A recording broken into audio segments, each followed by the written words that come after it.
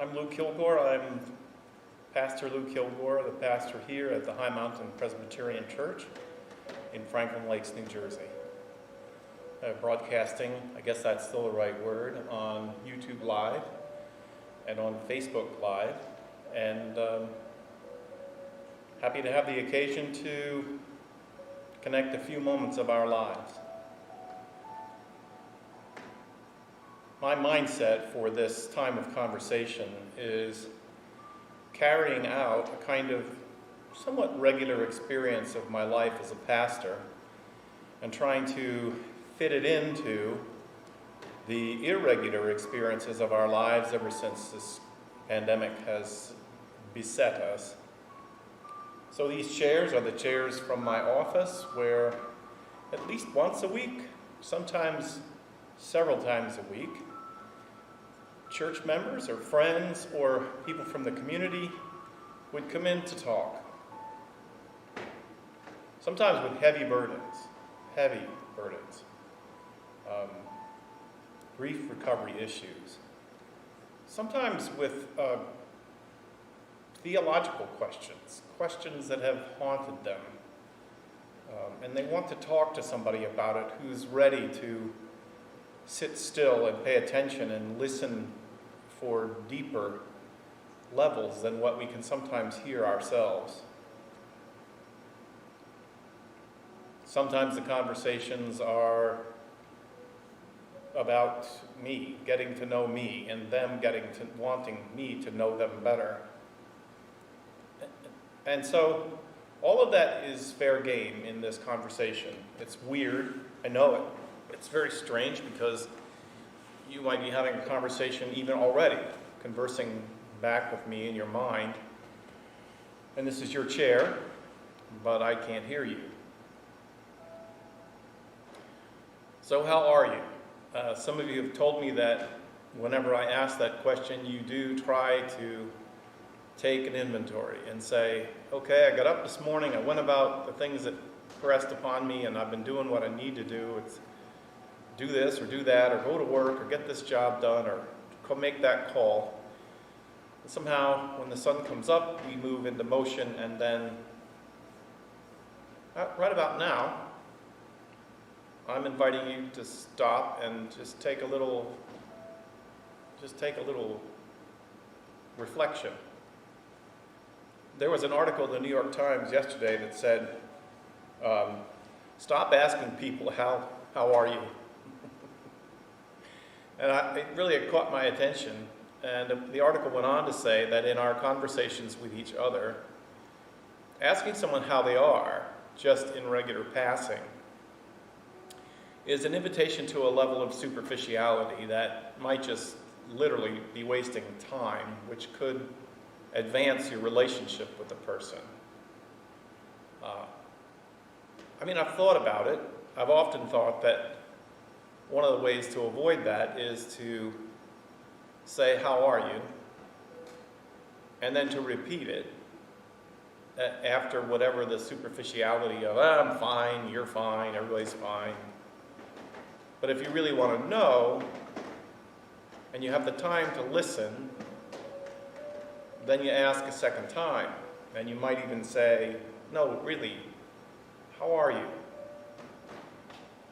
And especially if you know there might be some reason why inside or underneath the important shell that we live behind, that things might not be okay.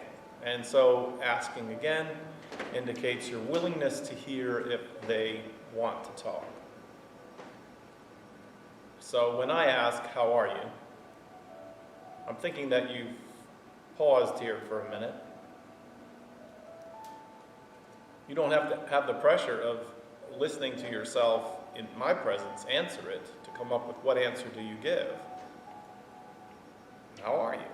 If you say you're fine, are you really fine? Meaning, I'm gonna function through today just okay. I'm gonna be able to sit up and do what I need to do for the day, and so I'm fine. But in a pastor's office, when you get asked, how are you? it has overtones of, I don't know, an inquiry that takes you deeper if you want to. And so sometimes in preparation for this, I work extra hard to be able to ask myself, how am I? How am I? In the last couple of weeks, I've had to confess to you, and I've tried to be honest, to tell you that I don't know how I am. I feel like I have antennae out all around me to sort of measure my sense of how am I doing. A lot of them are not normal ones. I mean, I'm trying to figure out how I'm doing in terms of, the regular things of life. And one of the things that I just want to be honest with you and say is, I really miss the old way. I miss the old way.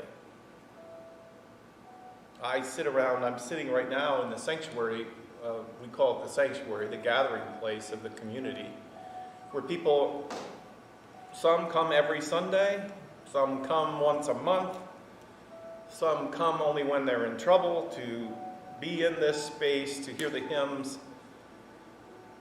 But the personal interaction, now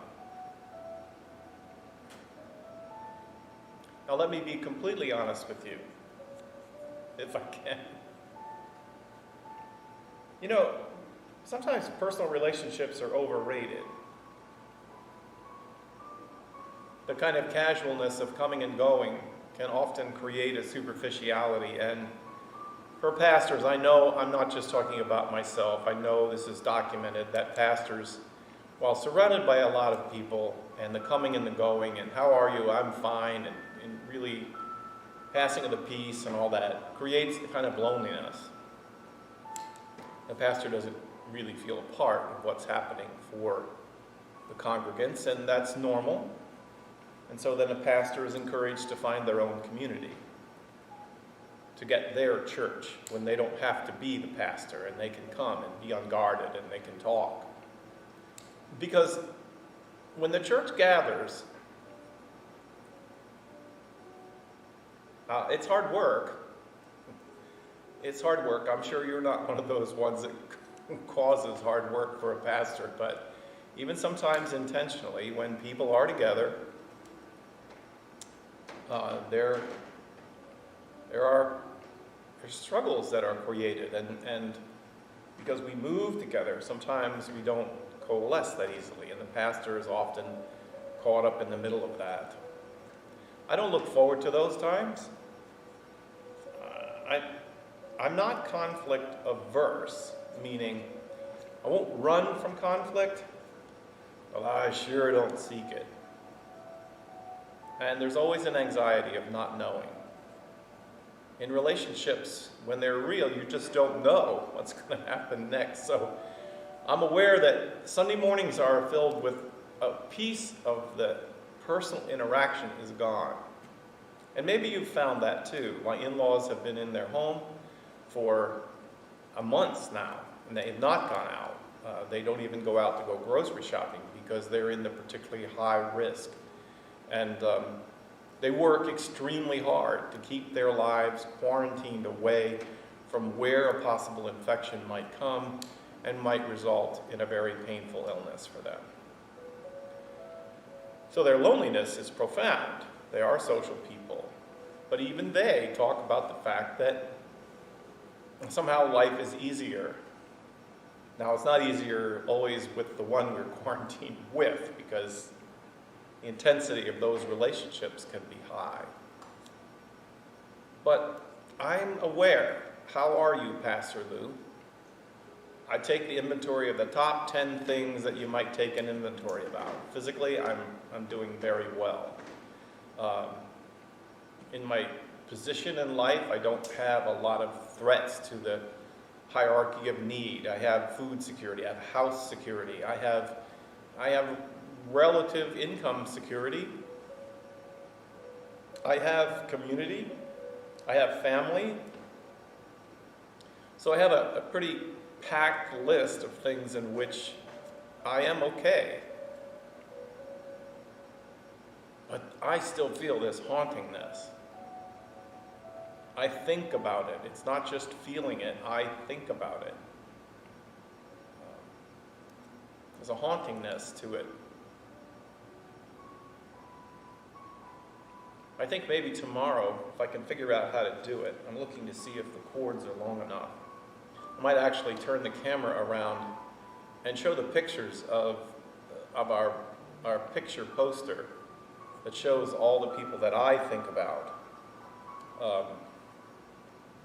in the experience of church, that I don't see you and I miss you. And that collection of pictures is not nearly everybody. The inner circle of people who are active in the church, and then there's a whole other ring of people who have different levels of activity.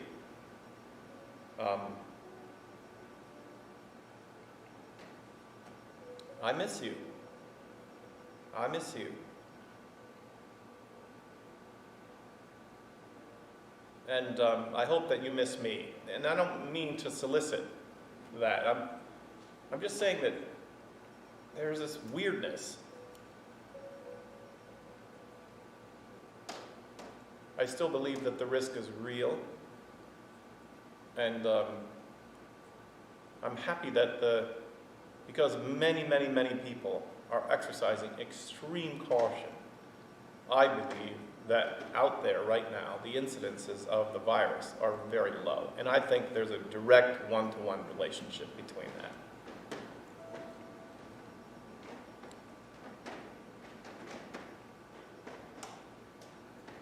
I saw a person that conducts the choir in our congregation yesterday after the service was over. We had some beautiful virtual choirs from all over the world that had sung beautiful music, and our own choir sang beautiful music. And the choir director sent out a group email to those who have sung in variety of settings here and expressed the same thoughts I have, which is, wow, I really miss seeing you. I do. So, how are you? How are you? What are you missing most? I'm going to say this, I think I have time before it gets too long. I'm aware that there are at least 5 or 6 of you who watch this program every day.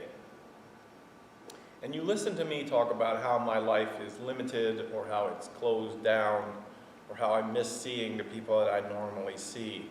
And every time I talk about it, I'm aware that for you, that's a normal situation. For you, this doesn't feel all that different. Like my father, who lives by himself in his house, I mean, he does go out to the grocery store once every 2 weeks or so, but most of his food is brought to him. And he lives in his house. He has a cat. But other than my phone calls, I call him every day, and he gets about 1 or 2 interactions, maybe a week, with someone who isn't a caregiver for him. So his closed down world is a world that has come to him naturally. And I know that's true for some of you as well. For others of you who watch this and you identify yourself to me, you watch in the evenings because you're at work, you're back in the office, you're back getting ready to go back to teaching. There's still that hauntingness of it being very different.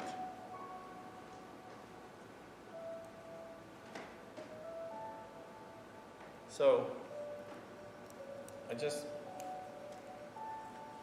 I often say this, and I haven't really explained it, but by the time I get to the end of 15 or 20 minutes, I want to have found a devotion, which means, what is my attention devoted to today? And for me, my attention is devoted to all of us, to praying that we will continue to have what is demanded of us in each moment. To be able to thrive, to be able to find the presence of God in our lives, and to be able to offer the presence of God and help others. That's my devotion.